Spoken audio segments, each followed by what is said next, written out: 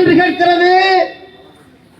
அவர் கொடுத்த சான்று ஆதார் அட்டை, ரேஷன் அட்டை, என்னுடைய வாக்காளர் அடையாள அட்டை எல்லாம் இதே இந்திய தேர்தல் ஆணையம்தான் எனக்கு கொடுத்து அந்த தகுதியை எனக்கு கொடுத்தது.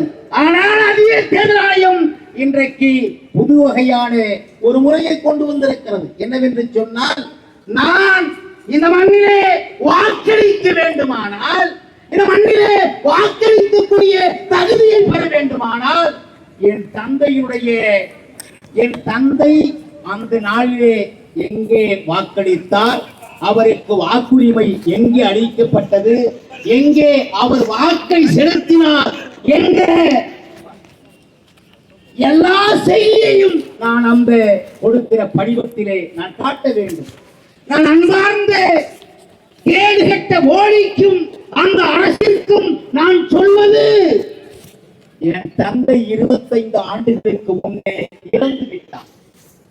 என் தாய் 23 ஆண்டுகளுக்கு முன்னே இறந்து விட்டார்.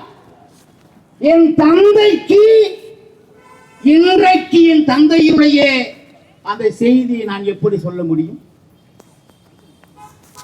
என் தந்தை ஓட்டு போட்டு அவர் இறந்து 5 தேர்தல் இந்திய திருநாட்டிலே நடந்திருக்கிறது. அன்றைக்கெல்லாம் கேட்காத ஆவணம் இன்றைக்கு கேட்கிறார்கள்.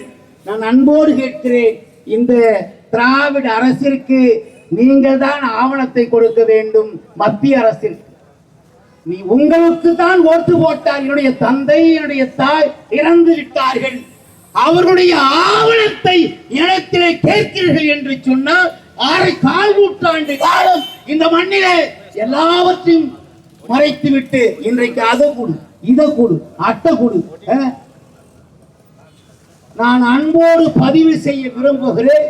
இன்றைக்கு தமிழ்நாட்டில் 80% பேர், 80 விழுக்காட்டு மக்கள் சென்னையிலே வாடகை வீட்டிலே குடியிருக்கிறார்கள்.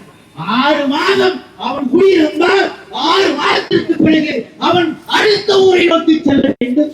இப்படி மாற்றி மாற்றி அவன் வாடகையிலே குடியிருந்திருக்கிறான். வாடகையிலே குடியிருந்தவனுக்கு அன்றைக்கு வாக்காளர் அட்டை நீங்கள் கொடுத்தீர்கள். இன்றைக்கு எழும்பூரிலே குடியிருக்கிறவன் வேலை நிமித்தமாக, அவனுடைய வாழ்வு நிமித்தமாக தொடுவாய் போறான், மனைவி போறான், மாணவரம் போறான். இப்படி செய்கிறவர்கள் எப்படி கணக்கெடுப்பீங்க? எப்படி கணக்கெடுப்பீங்க?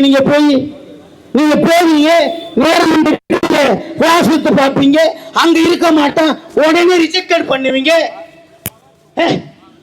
இப்படி இந்த நாட்டை கேடுகட்ட முறையில் இந்த நாட்டினுடைய அரசியல் அமைப்பு, தேர்தல் ஆணையம் இன்றைக்கு படுகொலியிலே பாதாளத்தில் போய் கொண்டிருக்கிறது. ஒருத்தவங்களுக்கு ஆய்க்கிறதான்.